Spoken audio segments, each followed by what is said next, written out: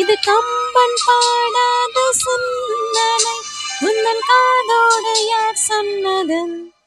புது வெள்ளை மழை இங்கு பொழிகின்றது, இந்த கொள்ளை நிலா உடல் நனைகின்றது.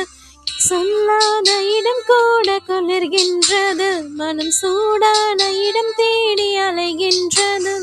புது வெள்ளை மழை இங்கு பொழிகின்றது, கொள்ளை நிலா உடல் நனைகின்றது.